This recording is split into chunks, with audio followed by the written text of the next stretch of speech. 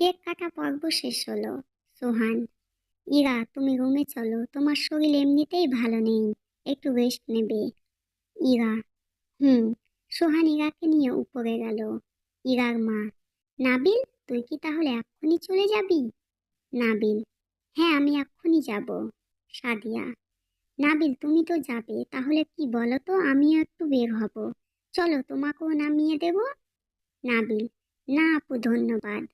সাদিয়া, না কোনো কথা না, বড় আপু হিসেবে আমার কথা তোমার রাখা উচিত। নাবিল, কিন্তু। ইরার মা, কোনো কিন্তু না, তুই সাদিয়ার সাথে যা নাবিল। আর শোন, কিছুদিন তো এখানে আছি, তুই একটু আসিস মাঝে মাঝে, ইরারও ভালো লাগবে। নাবিল, ঠিক আছে। সাদিয়া, চলো নাবিল। সাদিয়া নাবিলকে নিয়ে বেরিয়ে গেল। সাদিয়া নাবিলকে নিয়ে একটা রেস্টুরেন্টে গাড়ি থামালো। নাবিল, আপু আপনি এখানে গাড়ি থামালেন কেন?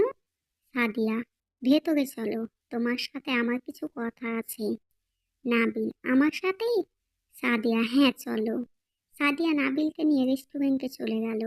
ওইদিকে সোহান, সুইট হার্ট, তোমাকে যেন কখনো ওই নাবিলের সাথে আর কথা বলতে না দেখি।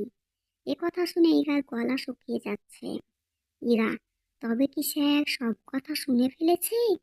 সোহান, কি হলো, বুঝেছো আমার কথা? ইরা, হ্যাঁ, কিন্তু স্যার আপনি হঠাৎ এই কথা কেন বলছেন? ও তো আমার বন্ধু। ইরা আর কথা শেষ করতে পারল না, তার আগেই সোহান এসে ইরার গলা চেপে ধরল। ইরা, আ স্যার স্যার লাগছে। সোহান, আর কোনো দিন যদি তোর মুখে এ কথা শুনি তো তোকে ওখানেই পুঁতে ফেলবো। তোর জীবনে শুধু আমি থাকবো, বুঝেছিস, আর কোনো ছেলে না। এই কথার যদি একটু হেরফের হয় তো শুনে রাখ, আগে সেই ছেলেকে মারবো, তারপর তোকে, তারপর নিজেকে। শুনেছিস? এদিকে ব্যথা ইরার চোখ দিয়ে পানি ঝরছে, এটা দেখে সোহান ইরাকে ছেড়ে দিল। সোহান, সুইট হার্ট, তোমার কষ্ট হচ্ছে। সরি, আসলে আমি এমন আচরণ করতে চাইনি। কি করব বলো, ওই লম্পট চরিত্রহীন নাবিলটাকে দেখে মাথা গরম হয়ে গেছিল।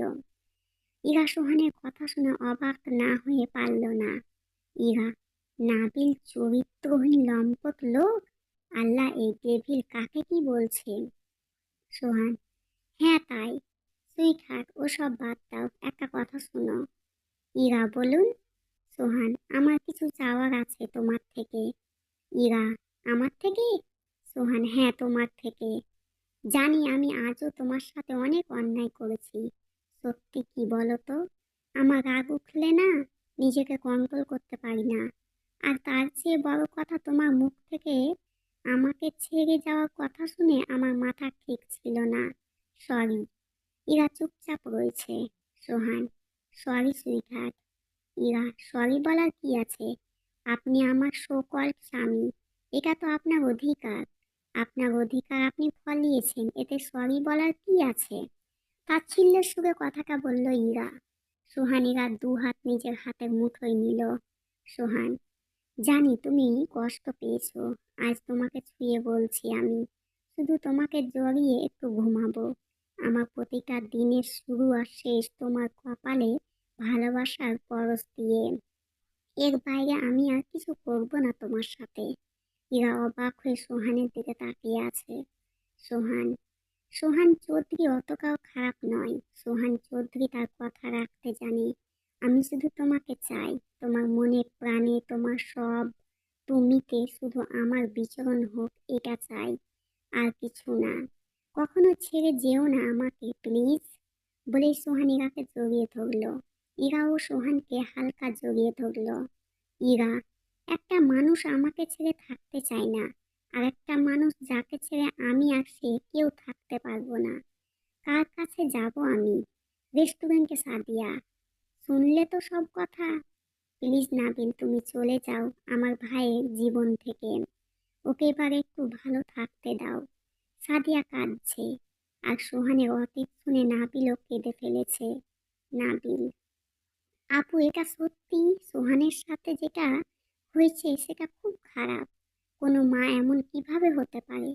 সোহান আসলেই অনেক কষ্ট পেয়েছে, কিন্তু এটাও সত্যি যে ইরা সোহানকে ভালোবাসে না। যে মানুষটাকে ইরা ভালোবাসে না তাকে নিয়ে কিভাবে সারা জীবন থাকবে ইরা? সাদিয়া, কে বলেছে ইরা সোহানকে ভালোবাসে না? ও সোহানকে ভালোবাসে। নাবিল, না আপু, আপনি ভুল বলছেন। আমি আজও ইরার চোখে সোহানের জন্য ভালোবাসা দেখিনি। সাদিয়া, কে বলেছে তোমাকে এই কথা? নাবিল উঠে দাঁড়ালো। আপনি যেমন সোহানের কথা ভাবছেন আমিও ভাবছি, কিন্তু আমি চাই ইরা ভালো থাকুক।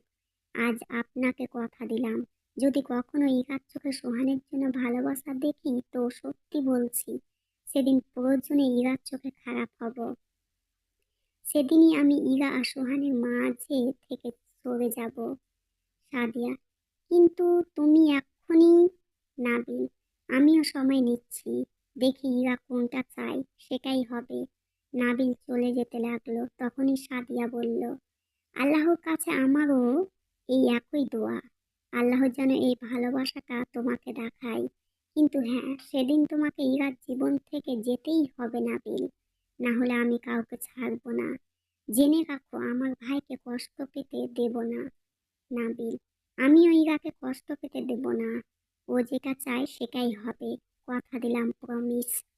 ভুল ত্রুটি ক্ষমার চোখে দেখবেন। যদি ভালো লাগে লাইক করবেন, ও যারা নতুন হয়ে দেখছেন তারা প্লিজ আমার চ্যানেলটিকে সাবস্ক্রাইব করে নেবেন। আপনাদের অসংখ্য ধন্যবাদ প্রথম থেকে শেষ পর্যন্ত ধৈর্য সহকারে দেখা ও শোনার জন্য।